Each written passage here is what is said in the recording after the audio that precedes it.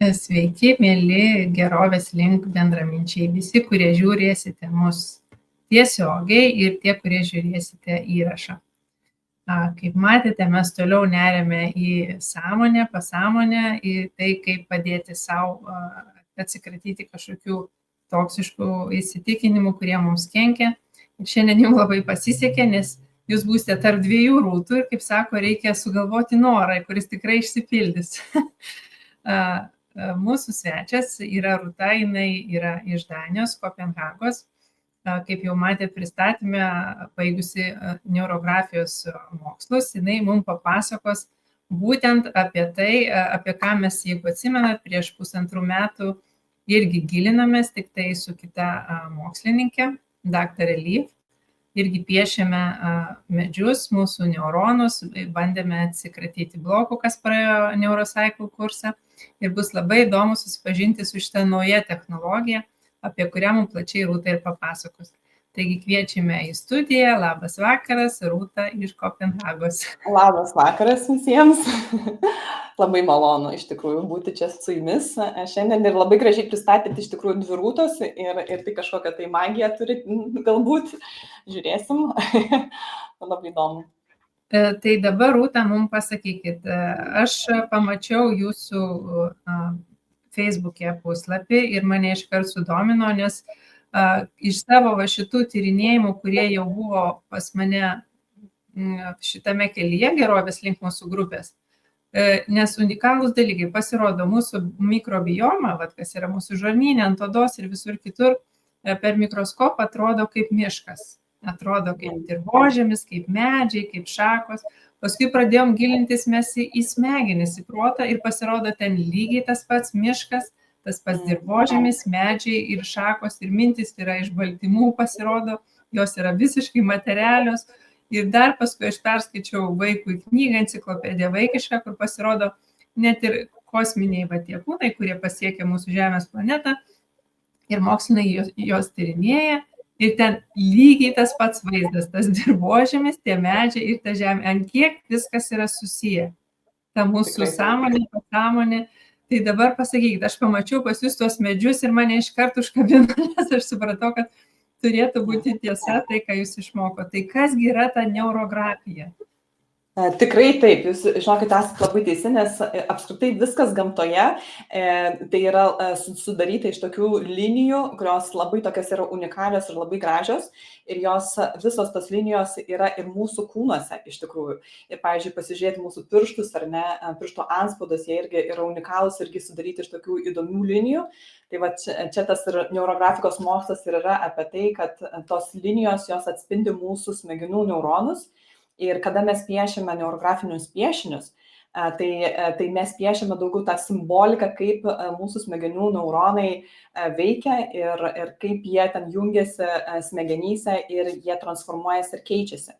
Ir kaip jūs tikriausiai žinote iš savo prieš tai buvusių mokslų, tai kad mūsų smegenys, iš tikrųjų mes jas galime pakeisti, nepaisant mūsų amžiaus ar kažkokių tokių ribojimų ar ten rodiklių, sakykime. Mes visą tai galime patys keisti ir modeliuoti. Tai vat neurografikos mokslas tą ir gali pasiūlyti, iš tikrųjų.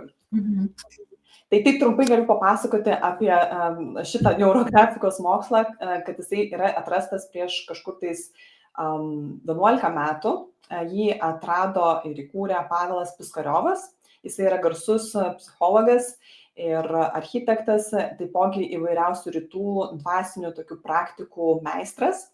Todėl jisai labai perteikė tą ne tik tą techniką pačią, bet ir visą filosofiją, kurią jisai turi sukaupęs tas dvasinės tokias žinias. Tai tuom ir labai žavi.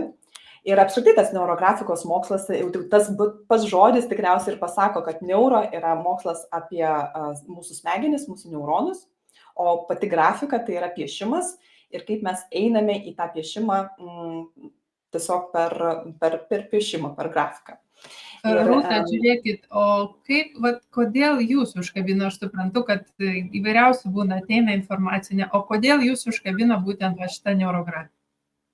Žinokit, atėjo ta neurografika pas mane taip labai staigiai, o gal ir net nestaigiai iš tikrųjų, gal ir tikėtai, dabar kaip pagalvoju, nes iš tikrųjų, aš jau dvasiniais tais dalykais domiuosi ganėtinai nemažai metų.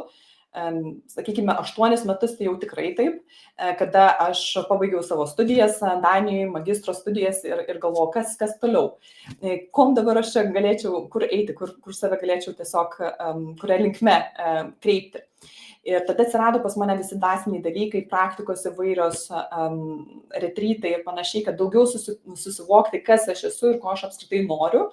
Ir tada aš pradėjau dirbti iš tikrųjų finansinėje institucijoje ir nemažai metų išdirbau finansinėje institucijoje iki to momento, kada aš supratau, kad laikas keistis, laikas kažką daryti kitaip ir tiesiog tas atėjo tiesiog vidinis toks žinojimas, kad turi būti kažkaip kitaip. Ir žinokit, prieš metus laiko aš mečiau savo darbą ir ėjau tą visiškai savęs pažinimą, į tą kelią, į tą transformacijos kelią. Ir po pusės metų pas mane neurografika tiesiog atėjo. Be abejo, prieš tai dar buvo įvairūs ten fitoterapijos kursai, daugiau tas gilinimasis į liaudies mediciną, aromaterapija, įvairūs kitokie dalykai. Tai taip pat, o ta neurografika tiesiog automatiškai jinai pas mane atėjo vasarą 2024 metų ir tiesiog nuo to momento, kada aš pamačiau tą pirmąjį piešinį, mane taip įtraukė, kad aš tiesiog kiekvieną dieną dabar piešiu ir tuo ir gyvenu. Gerai, Rūta, pasakykit dabar, kaip ta metodika veikia, dabar kas tai yra per procesas, ką reikia daryti? Taip, pradėsiu nuo to, kad aš turiu čia tokią trupučiuką jums prezentaciją, kad galėtume suprasti, kad tas neurografika iš tikrųjų gali piešti absoliučiai visi. Tai gali piešti ir vyrai, ir moteris, ir vaikai. Nes tai yra labai labai abstraktus toksai menas, psichologija ir menas kartu sudėjus. Ir nereikia visiškai baimintis, kad aš ten nemoku piešti, ar ten aš negaliu kažko tai padaryti. Viską mes galim, nes tai yra labai paprastas metodas iš tikrųjų. Tai viskas prasideda nuo to, kad mes turime neurografikoje praktiškai 3 figūras pagrindinės, kurios vyrauja. Tai kvadratas, trikampis ir apskritimas, bei neurota linija. Mūsų neurolinija, kurią mes piešime, jos dažniausiai yra nepasikartojančios ne vienam etape. Tai ta linija yra piešiama ta linkme, kurią mes iš tikrųjų net ir priešinamės piešti. Ta prasme, kur mums reikėtų priešintis, ta linkme mes ir turėtumėm piešti tą liniją. Tai pavyzdžiui, jeigu mūsų tiesiog mes piešime tą liniją ir norisi vesti žemyn, tai reikėtų ją vesti į priekį arba į viršų tiesiog. Stengtis daryti tą pokytį savo smegenims, kad reikia piešti ją kitaip. Tai žodžiu, pagrindinės tokios figūros, kurios vyrauja ir tos figūros iš tikrųjų, kas yra svarbiausia žinoti, kad jos neturi tokių abstrakčių ar kažkokio tai tokios asociacijos mumise, mūsų smegenyse. Nes mes nepiešiam čia ten kažkokių tai dalykų, kurie, tarkim, turi asociaciją, tokia kaip, pavyzdžiui, gėlės ar ten medis. Nors medis iš tikrųjų vienas irgi iš algoritmų, bet čia apie tai papasakosiu gal vėliau trupučiuką. Bet tiesiog, tu tokių namo, ten nepiešiam mašinos, nepiešiam, viską piešiame per figūras, tam, kad mūsų smegenis jos tiesiog keistų tą mąstymą ir tiesiog apimtų tą kitą, pereitų kitus tokius mąstymo modelius galbūt, kad įsisavintum kitas tokias savybės. Kaip ir pavyzdžiui, elementariai, kaip pavyzdys, tarkim, kada mes einame kiekvieną rytą ritmiškai, atsikeliam, darom viską tą patį, rutiniškai, einam tuo pačiu keliu į darbą ar važiuojame mašina. Ir jeigu mes pabandytumėm pakeisti vieną dieną visiškai kitą kelią, ir tada iš karto mūsų smegenys įsijungtų kažkas jose, kad pradėtų veikti daugiau, o kaip man dabar tada pasukti tą kitą kelią, kad man atrasti tą darbą, tai tiesiog pradeda tada automatiškai veikti viskas kitaip. Tai čia taip atrodo mūsų tos pradinės tokios linijos, o vėliau mes išpiešiam neurografikoje tokias, tas kaip ir jau sakiau, minėjau tas neurografinės linijas. Ir jos atrodo štai taip. Ir kiekviena linija, tai yra mūsų mintis, nes mes ateinam dažniausiai neurografiką pieždami tam tikrą temą. Ta tema, kuri mus galbūt šiuo metu trigerina, ar tai nemalonu, ar kažkoks tai iššūkis, ar kažkokia problema, nerimas, ar tai santykiai, gali būti įvairios temos. Ir ta tema, mes išpiešiam tas linijas, kur kiekviena linija reiškia kažkokią tai reikšmę mums, ir tos linijos kartais susikerta. Ir kada susikirta, tada tie susikirtimai, tokie, kurie įvyksta, tai jie sukuria tokius aštrius ganėtinai kampus ir tie kampai vadinami mūsų konfliktai ar kažkokie tai įsitikinimai seni ar blokai. Tas, kas trukdo mums judėti trupučiuką į priekį. Tai kaip pavyzdžiui, galiu papasakoti, kad daugiau tiesiog suprastumėt. Pavyzdžiui, mes ateinam piešti su ta tema, kad mes, tarkim, norim būti, kaip pavyzdys, tapti verslininkais, ar ne, kokiais nors, arba dainininkė, sakykime, nori būti dainininkė. O kitos mintis yra, tu pieši ir galvoji, bet ne, kur aš būsiu ta dainininkė, tik aš ten neturiu pažįstamų, arba aš tiesiog galbūt neturiu resursų, neturiu pinigų tam. Ir čia yra susidaro tie blokai, konfliktai. Ir mes be abejonės jos norime pašalinti. Tai ką darom neurografikos to metodu, tai mes tuos konfliktus šaliname apvalindami tuos visus kampus aštrius. Taip, ir taip po to atrodo. Ir jeigu matėt mano prieš tai video, tai visas tas vaizdelis dabar toksai panašus į tą mūsų neuroninės smegenis, kaip jos tos sujungtis veikia, susijungia ir susijungia tą vienį. Bet būtent šitie apvalinti kampučiai, jie duoda daugiau tokios harmonijos mumise, jie suteikia daugiau tos ramybės tokios. Ir iš tikrųjų, kada pradedi piešti ir ypatingai tas apvalinimo momentas, jisai labai nukelia į tą harmonijos procesą tokį. O vėliau... Galiu klausimą paklausti, įsiklausiu. Tas pats piešimas, ne? Aš jau supratau, kad yra kažkokia tema. Jūs pasirenkat temą, tą temą, nežinau, užsirašot, neužsirašot. Ir, pavyzdžiui, tas linijų piešimas, ar jis yra sąmoningas, nes jūs sakėt, kad reikia priešingai negu norisi piešti, tai čia jau yra sąmoningas piešimas, ne? Ar tiesiog braižai taip, kaip braižosi? Jisai yra sąmoningas piešimas, nes mes vis tiek galvojame, kad piešiame, bet viskas išnyra ir iš mūsų pasąmonės, nes mes jungiame mūsų sąmonę ir pasąmonę. O kaip žinome, sąmonė, tai prasme, tik 10% dalelės sudaro, kaip icebergo tas ledkalnis, o visa kita eina iš pasąmonės. Tai kartais mes piešiame ir mums nebūtinai reikia žinoti, ką kiekviena ta linija reiškia, nes tikrai tų linijų yra begalės ir kuo daugiau mes sudedam, tai tuo mes daugiau sudedam iš pasąmonės kažkokių gelmių, tas visas mūsų mintis. Tai čia yra toksai jungimas daugiau ir pasąmonės, sąmoningai piešiame ir kartu iš pasąmonės einantis tie visi. Nes pas mus, dėl ko aš klausiu, nes pas mus šia grupė yra tokia 45+, tai kiekvieną liniją atsiminti tikrai būtų sudėtinga. Tikrai nereikia to. Ir iš tikrųjų kartais žmonės, netgi kai pradeda piešti, jie visiškai atrodo kartais kitiems žmonėms net nėra minčių, atrodo niekas, visiškai nieko nesigalvoja, niekas, jokių emocijų, galbūt emocijos vis tiek dažniausiai kyla, bet tiesiog kiekvienam veikės labai skirtingai neurografika. Absoliučiai. Tai prasme, jeigu vienas ten gali verkti, išsiverkti ir emociškai ten pasileisti visi blokai ir atsipalaiduoti, tai kitas gal visai kitaip sureaguos. Tai čia tiesiog kaip tas procesas eina kiekvienam tuo metu per srautą jų. Aha, gerai, tai dabar mes jau priėjom to, kad turim temą, nusipiešiam, kampus apvalinam, kas toliau? Ir tada toliau prasideda spalvos. O spalvos atneša apskritai labai tokią galingą, stiprią energiją ir apskritai tos spalvos išplečia mūsų didesnius suvokimus ir per tas spalvas mes kuriame dar naujus archetipus paveiksle ir tai pavyzdžiui gali būti, kad ateina kažkokie nauji suvokimai, naujos mintis, nauji sprendimo būdai per tas spalvas. Ir štai taip atrodo tie neurografikos piešiniai. Tai čia beje yra vienas pagrindinių ir tokių efektyviausių algoritmų, kuris vadinasi apribojimų šalinimo algoritmas. Jisai, nuo jo reikėtų pradėti, manau, iš tikrųjų pačią neurografiką. Ir taip, tie piešiniai atrodo tokie, jie yra labai spalvoti, įvairūs, tai gali būti ten tikslų kūrimas, gali būti mandalas, daugiau tokie harmonizuojantis piešinukai. Štai taip jie tiesiog atrodo. Ir kiekvienas piešinys labai unikalus, nes jeigu, pavyzdžiui, aš nupiešiu tą pačią temą lygiai taip pat kaip mokytojas, pavyzdžiui, kad ir pieštų, tai kiekvienas mes nupieštumėm visiškai skirtingus piešinius. Tai tas ir labai tas tokį žavesį sukelia.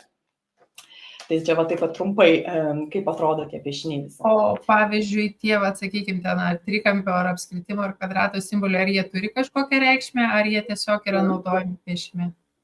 Taip, jie turi reikšmę. Tai pavyzdžiui, kvadratas jisai daugiau simbolizuoja tokią saugumą, tvirtumą, tokį pasitikėjimą. Pavyzdžiui, trikampis daugiausiai jisai naudojamas tam, kad suaktyvinti, pavyzdžiui, kažkokią tai temą, kada tau reikia tokios energijos, tau reikia tokio postumio, o apskritimai daugiausiai naudojami harmonizacijai. Harmonizuoti, balansuoti, tą tokį pusiausvyrą, tokį lengvumą sukurti. Tiesiog. Vis tiek turiu dar daug klausimų, nes man įdomu, pavyzdžiui, ne, kai pas psichologas žmogus nueina ir jam te būna irgi rodo piešinius, jis turi pasakyti, ką jis mato, o čia yra atvirkščiai. Čia pacientas piešia, ta prasme, jisai, pavyzdžiui, žino tas prasmes, ar jisai nežino tų prasmių? Taip, jisai sudeda tas prasmes. Kiekvienas piešinys tai yra tavo minčių kratinys, ne kratinys, bet tiesiog tavo mintis visos sudėtos ir prasmes. Kiekvienas piešinys turi reikšmę. O jūs pasižiūrit, tai sakykime, galutinį rezultatą ir jūs kažką analizuojat, ar čia ne tame esmė? Tai labai ganėtinai individualus dalykas ir čia ne tame esmė yra. Žinoma, kad pamačius piešinį vis tiek, ta prasme, žinant visas tas detalės, subtilybės, tu gali tikrai išvelgti daug ir pasakyti daug apie žmogų ir jo vidinę tą būseną, kas pas jį yra, bet manau, kad ne tame esmė. Praktiškai žmogus tiesiog jisai ateina ir jisai gilinasi dar giliau į save. Ir jisai nueina į tas patirtis ir jisai patiria įvairius tas emocijas, jo kūnas sureaguoja tą kiekvieną, pavyzdžiui, piešinį, kartais liniją, kartais tiesiog ta reakcija yra. Ir mes žvelgime visą laiką neurografikos piešimo metu, mes žiūrime į tą savistabą, mes reflektuojam kiekvieną kartą, kiekvieną žingsnį mes reflektuojam, tai pavyzdžiui, žiūrim, kaip mes apskritai, kas mums, kokia vizualizacija, tarkim, iškyla, arba kaip mūsų kūnas reaguoja, kokios mūsų emocijos ir kokios įžvalgos ateina, kokios mintis ateina po, tarkim, vieno ar kito išpiešto žingsnio. Tai vis tiek aišku, bet neaišku. Jo, žinokit, čia reikia pamėginti, nes tikrai labai sunku taip žodžiais papasakoti, bet reikia išmėginti. Kaip ir viską mes turim praktikuoti, norint kažkokį tai pokytį turėti. Tai čia lygiai taip pat. Gerai, aš tada paklausiu kitaip, gal bus man aiškiau. Žodžiu, aš taip įsivaizduoju, kad mes ant popieriaus lapo piešiam savo neuroninės jungtis ir tą situaciją, kuri yra mūsų galvoje, kažkokia tai tema. Ir tas piešimas, tas rankos vedžiojimas, jisai padaro taip, kad tos jungtis, jos pradeda kisti. Taip? Taip. Taip. Ir to dėka tada prasideda, nusiema tie kažkokie toksiniai įsitikinimai, tarkim, arba kažkokie toksinės ten. O, pavyzdžiui, čia ir iki traumų gydymo daina, ar čia taip giliai nekabina? Žinokit, kabina begalės dalykų. Prasme, žmonės ateina ir, tarkim, su nerimo kažkokiais sutrikimais, dideliu stresu. Prasme, kiekvienam yra savo. Bet taip, mes ateinam su tam tikra tema ir mes piešiame pozityvą savo gyvenime. Mes piešiame tai, ko mes norime savo gyvenime, tai, ką mes norim, kokiu mes tikslų norim pasiekti, kokius svajonių mes norim gyvendyti. Tai mes daugiau žiūrime būtent iš tos coachinimo pusės, kada aš einu per klausimus, individualioj sesijai čia be abejo, kada einu per klausimus ir juos užduodu ir kartais tie klausimai žmonėms galbūt gali jie ir trigerinti kažkiek tais ten nepatikti, priešintis, o kartais atvirkščiai dar labiau atveria žmogų. Ir žmogus pats jisai išsikalbėdamas, jisai atsiveria didesni supratimai, ko jisai nori, kaip jisai jaučiasi ir ko jisai nori pakeisti tiesiog savo gyvenime. Bet viskas eina apie pokytį, apie tą vidinį pokytį, ko mes norime geriau iš mūsų gyvenimo ir ką mes norime kurti, ką mes norime transformuoti. Ir viskas eina per pozityvą, nes mes tikrai nepiešim apie tai, kas yra negatyvu. Mes pradžiai tą išpiešiam, mes pradžiai išleidžiam tą visą emociją per pagrindinį žingsnį, pirmąjį. O vėliau mes jau viską harmonizuojam ir viską keičiam į pozityvą. Aha, supratau. Tai žodžiu, čia iš esmės nėra kaip, tarkim, psichoterapijos seansas, ne? Jūs tiesiog vedat žmogų per tą būtent neurografijos patirtį. Tai pirmas etapas, jisai ten bepieždamas išsivalo tos blokus kažkokius neigiamus, ne? Ir tada jisai jau piešia savo kažkokią tai viziją, kažkokią temą, kaip norėtų, kad būtų. Teisingai, nes yra dviejų tipų pas mumis algoritmai, tai jie dažniausiai būna arba taktiniai, arba strateginiai. Tai, pavyzdžiui, taktinis algoritmas, tai daugiau būtų toksai, kad aš ateinu ir man reikia išspręsti problemą ar kažkokią tai iššūkį čia ir dabar. Ir jisai turi tokį trumpą laikotarpį, kurį, pavyzdžiui, aš turiu rytoj darbo kokį nors interviu arba turiu pas dantistą susitikimą ir aš bijau. Tai va tada greitai išpieši ir tada palengvėja, paleidi tą emociją. Tai čia būtų toks daugiau taktinis, o strateginis algoritmas, tai kada mes jau kūrėme tuos planus ilgalaikius, kada mes ieškom tų ilgalaikių sprendimo būdų ir tiesiog žiūrim per tą ilgalaikę tokią perspektyvą. Ir be to, kiekvienas piešinys, kada mes baigiam piešti, turėtų atsirasti pas mumis kažkoks tai sprendimo būdas. Ir turėtų atsirasti mintis, ką mes turėtumėm pradėti daryti, kažkokį tai žingsnelį dėti tos mūsų norimo tikslo linkme einant. Tai mes turėtumėm jau, ta prasme, kažkiek tai suprasti daugiau arba to pasitikėjimo daugiau įgyti. Ir per kiekvieną tą piešinį tas pasitikėjimas savimi auga, ta savivertė auga, nes mes piešime pozityvų gyvenimą, tą gyvenimą to, kurio mes norime. Ir mes visi norime to laimingo gyvenimo. Tai... Be abejo, tiesiog aš noriu paklausti, aš suprantu, kad jūsų praktika dar nėra labai ilgai, kažkur metai laiko tik yra, bet galbūt per tą praktiką jau buvo kažkokių istorijų ar pavyzdžių, kuriais gali pasidalinti, kad kažkas įvyko, sakykime, žmonių gyvenime panašiai. Aš galėčiau pasidalinti per savo patirtį iš tikrųjų, kas pas mane įvyko. Tai pavyzdžiui, tai pirmas tikriausiai toks labai akivaizdus toks dalykas, aš anksčiau buvau be galo priešiška socialiniams tinklams ir niekada gyvenime nekėliau nei vienos nuotraukas, gal ten biškį keldavau, bet visiškai manęs nebūdavo ir aš labai supykdavau ant savo draugų, jeigu dar ir mane patagindavo kažkaip, aš labai tiesiog buvau priešiška. Pradedant piešti, pradedant dirbti su savimi, su savo tais blogais, senais kažkokiais įsitikinimais, tai pasikeičia. Tai pasikeičia. Ir pasikeitė pas mane. Kitas pavyzdys būtų toksai, kad vieną kartą tiesiog norėjom parduoti automobilį ir iš tikrųjų labai ganėtinai ilgai sekėsi mums jį pardavinėti. Ir išpiešiau aš vieną kartą ir tas automobilis parsidavė. Tai čia buvo tas greitasis momentas. Aišku, galbūt ne už tą kainą, kurios mes norėjom, kad būtų parduota, bet nesvarbu. Tiesiog tas buvo toksai greitasis momentas. O iš mano klientų daugiau tokios patirties, tai ką klientas iš tikrųjų buvo paminėjęs, tai jisai buvo daugiau susidėliojęs tokius planus, nes pas jį buvo daugiau galbūt finansinė tokia situacija keblesnė ir jisai po visų tų 6 piešimų, kuriuos mes turėjome, jisai dar labiau susiplanavo tą savo gyvenimą kitų metų, tai 25 metų tą gyvenimą, kaip jisai atsisakys tam tikrų ten tų skolų, ar ten kaip jisai žengs daugiau kažkokius tai žingsnelius darbo karjeros atžvilgių ir jisai susiplanavo, susidėliojo daugiau taip, kad tiesiog kažkas tai keistųsi jo gyvenime, bet be abejo, kad reikalingas veiksmas. Be veiksmo niekada nieko nebus, mes visi tai žinome, ar ne? Ir iš visų pusių. Gerai, supratau. Tai dabar jūs pasakykite, dabar pas jūs yra kelio tipo tie susitikimai, būna vienkartiniai, būna grupiniai, būna tenai jau ilgesni, tai kokį žmogui reiktų pasirinkti, kokią temą? Tai temos gali būti tikrai įvairios ir gali ateiti žmogus su savo tema ir grupinį susitikimą ir į individualų. Bet faktas tame, kad grupinis susitikimas yra daugiau toks kūrybinis procesas, tas procesas, kur tu labiau pasineri nuo tos kasdienybės, atitrūksti ir daugiau gal bendrystėje tada būni, gali bendrauti su žmonėm, turėti paramą, palaikymą ir panašiai. O jau tas individualus coachinimo terapinis toksai ta sesija, tai jau grinai eina per žmogaus individualią temą ir jeigu yra ta viena tema, tarkim mes vieną sesiją turim, tai tada eina per vieną tą temą, bet šiaip dažniausiai jos iš vienos temos įsirutulioja kita, dar kita ir taip pat tada einam ir žiūrim, kas tenais yra. Tai tas individuali sesija yra daug efektyvesnė ir naudingesnė be abejo žmogui. Bet abidvi įdomios ir naudingos, kūrybingos, nes pradeda veikti abudu mūsų smegenų pusrutuliai, kada mes pradedam tą smulkiąją motoriką naudoti.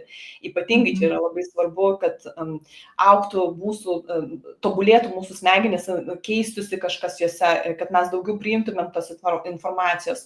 Tai ta kūryba mus labai atveria, apskritai išplečia. Tai va.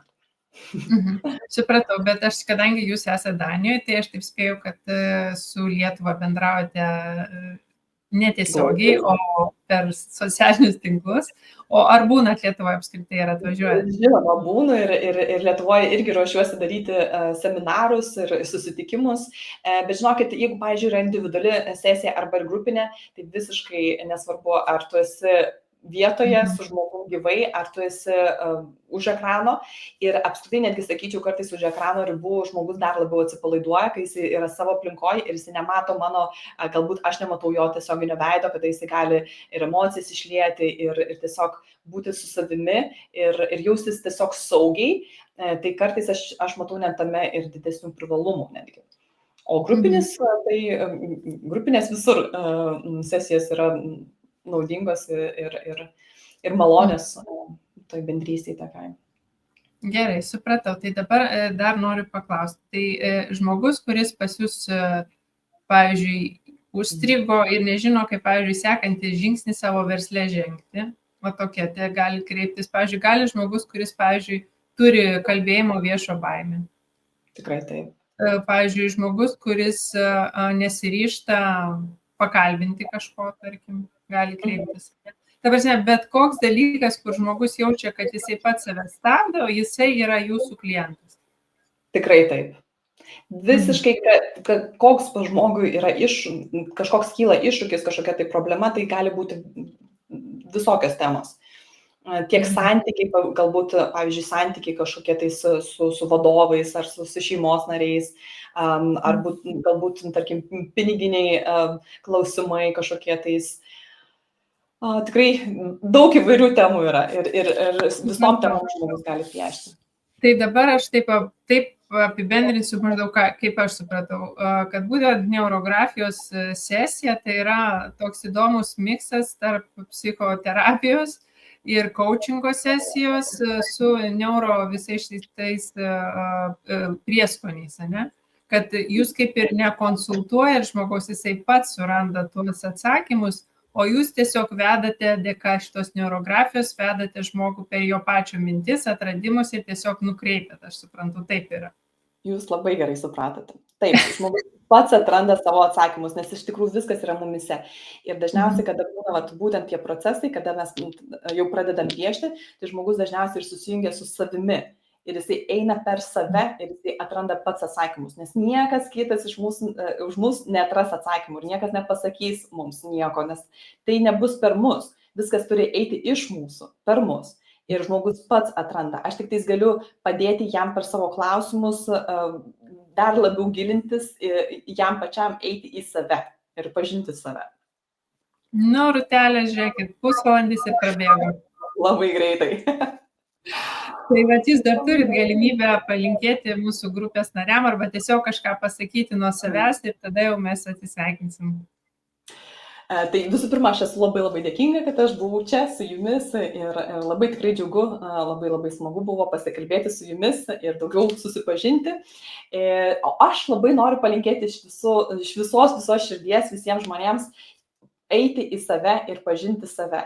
Ir būtent susijungti su savo kūrėju ir bandyti tiesiog save keisti būtent per tą vidinį žinojimą, vidinį vedimą ir eiti tą linkme, kurią mes norime eiti ir kurti gyvenimą pozityvų, gražų, nes gyvenimas yra labai gražus. Ir gyvenkime čia ir dabar.